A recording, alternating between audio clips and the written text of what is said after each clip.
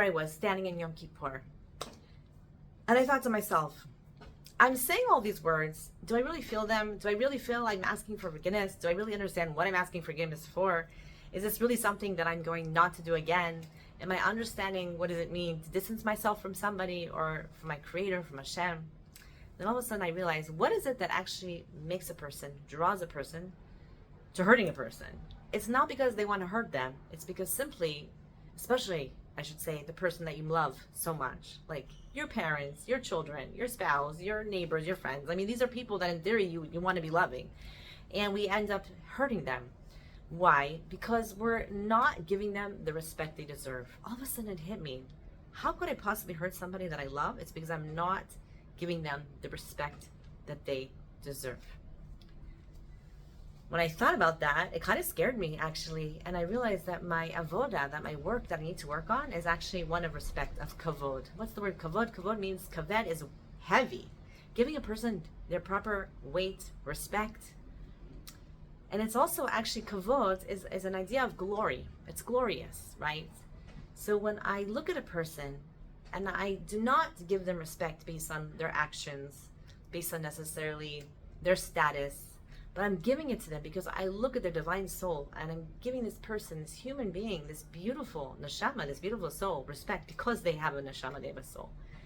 And I realized that all the time that I've distanced myself from Hashem is because I was not giving Hashem the proper respect as my creator, as my father, as my king, as the Shekhinah, as the divine presence, as everything that enables me to live and be and gives me everything. I'm not giving proper respect, and that's why I come to do things that are not worthy of my relationship.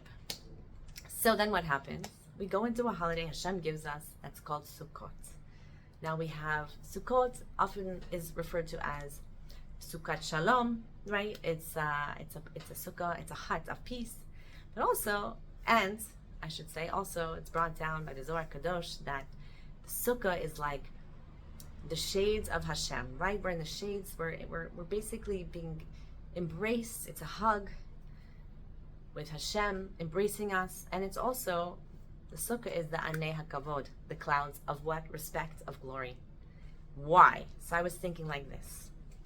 We're supposed to go out, and believe me, my family, we don't have a balcony, and we went out into the dirt and we made a sukkah. We built it. So we go out there, and I'm looking at this little temporary dwelling of a hut, right? And I think to myself, what is it about that I love so much? Yes, I will say that we invest in it, our sweat, and we work and we try as much as we can. You know, some people, whatever, whether it's pulling up poles or putting up a thread, you're doing something. But it's more than that.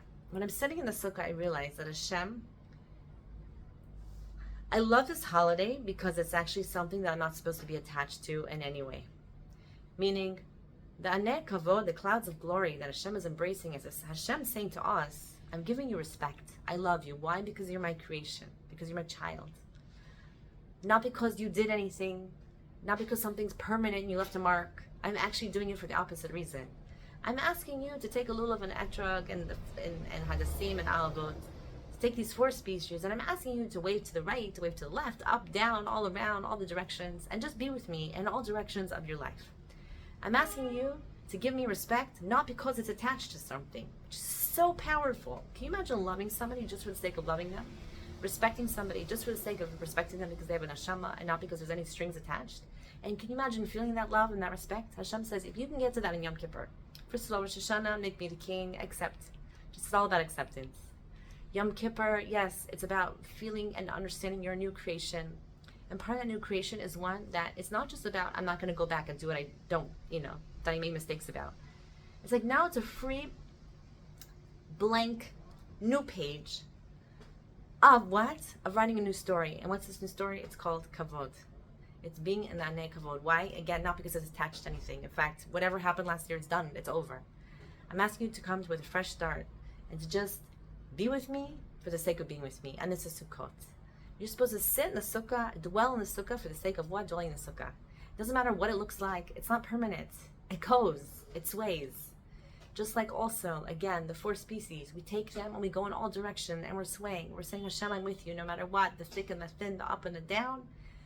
I love you and I respect you just because. And Hashem is saying, I'm embracing you. Sukkot is the holiday of feeling Hashem's presence, of having just embrace you and love you. Why? just because.